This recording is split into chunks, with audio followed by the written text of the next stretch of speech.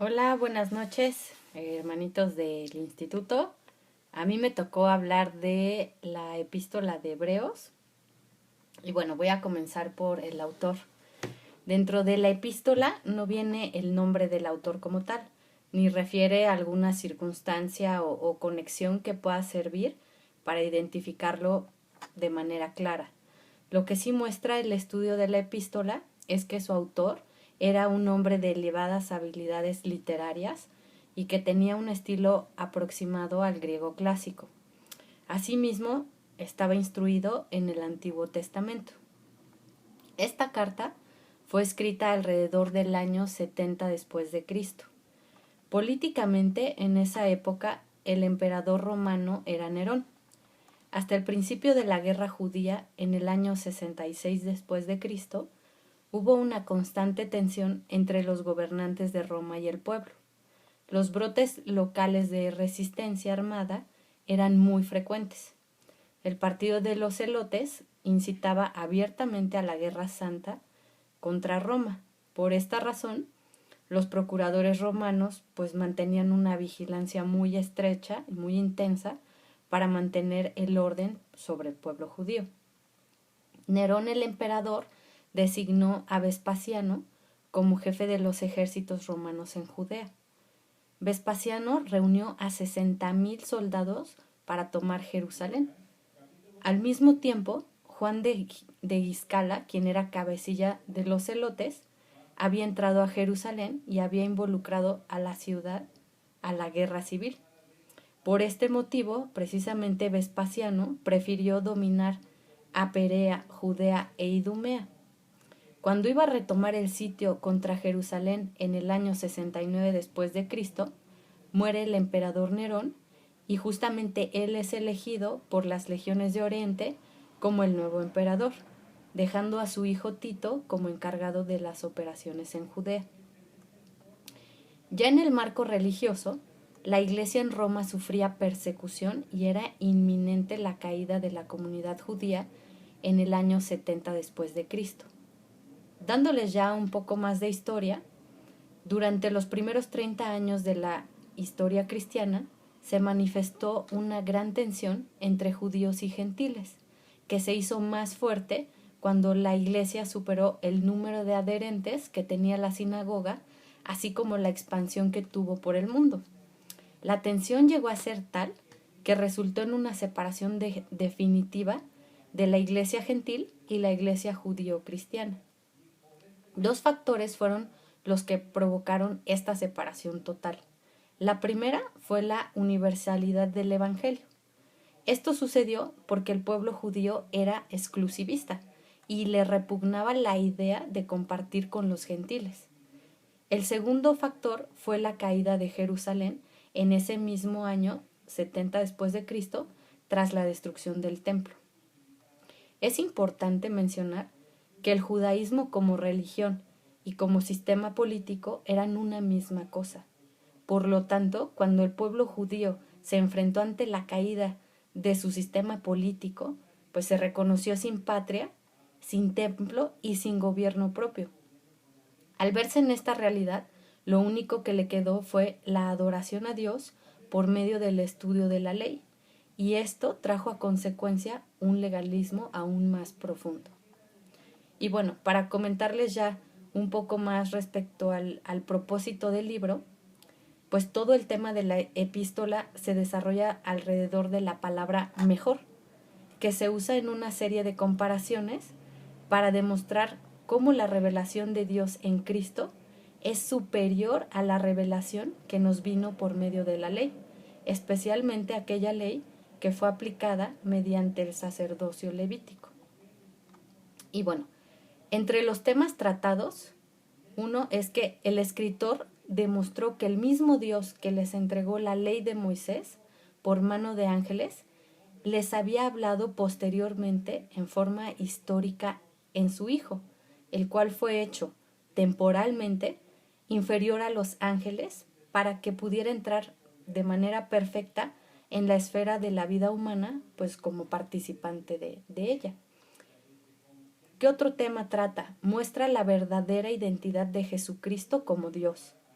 Él es la autoridad máxima. Es superior a cualquier líder judío, como Moisés, Abraham o Josué, y superior a cualquier sacerdote. Por razón de que Él es a la vez divino y humano y está capacitado para servir como sumo sacerdote, y en tal capacidad es superior al sacerdocio aronita. La muerte no puede dar por terminada su actuación, es decir, Él es sacerdote para siempre. Él es la revelación perfecta de Dios. Jesucristo nos une con Dios y no hay otra forma de llegar a Dios.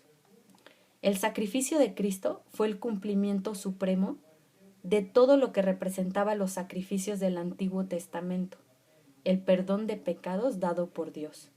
Este sacrificio que Él ofrece no necesita ser repetido. Él mismo es ofrenda y sacerdote completamente aceptable ante Dios, poderoso para remover la culpa de las transgresiones cometidas bajo la ley y bajo la gracia.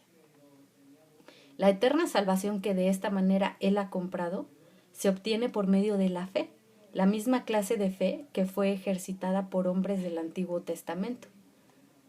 Y bueno, la fe es la confianza segura en las promesas de Dios.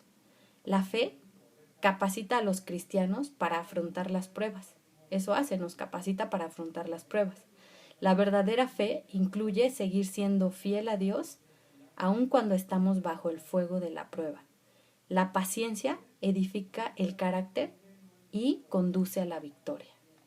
Y bueno, dentro de las citas bíblicas que pues yo elegí, fue Hebreos 1:3, que dice, el cual, siendo el resplandor de su gloria y la imagen misma de su sustancia, y quien sustenta todas las cosas con la palabra de su poder, habiendo efectuado la purificación de nuestros pecados por medio de sí mismo, se sentó a la diestra de la majestad en las alturas. Entonces, bueno, ahí nos dice eso, ¿no? Cómo Él nos purificó de todos nuestros pecados y hoy está sentado a la diestra de Dios.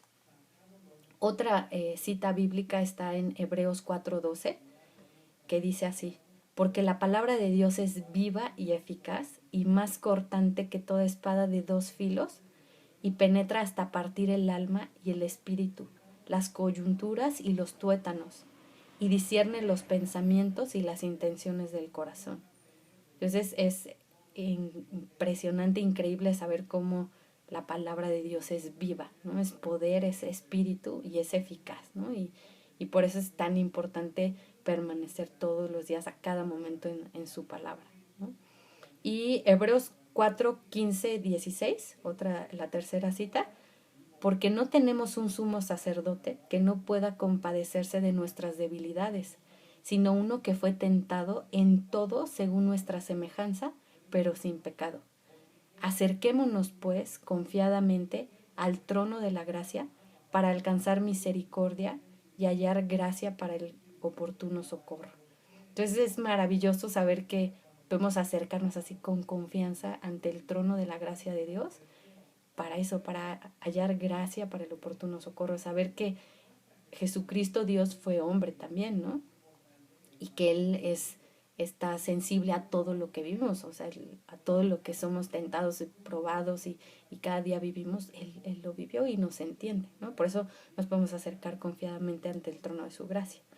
Y bueno, Hebreos, la cuarta cita, Hebreos 7:25, que dice, por lo cual también puede salvar perpetuamente a los que por Él se acercan a Dios, viviendo siempre para interceder por ellos. Y me encanta la palabra que dice salvar perpetuamente, o sea, Él todos los días, ¿no? Nos salva, ¿no? Y pues eso, siempre vive para interceder por nosotros, ¿no? Eso, todos los días, bueno, necesitamos ser salvados, ¿no? Y lo necesitamos a Él como nuestro Salvador. Y esa es una, pues, gran confianza, ¿no? Saber que Él puede y quiere hacerlo, ¿no?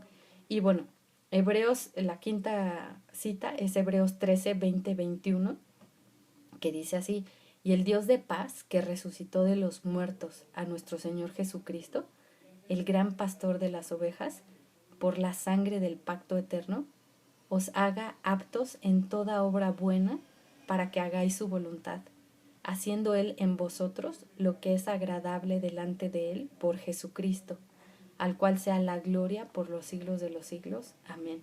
¿No? Y pues finalmente eso, o sea, ¿quién nos hace aptos para toda buena obra? Dios nos hace aptos y todo lo hace por Jesucristo, ¿no? En nuestras vidas. Y pues a eso, a Él sea la gloria por los siglos de los siglos. Amén. Y pues bueno, esto fue la carta a los hebreos y pues hasta luego.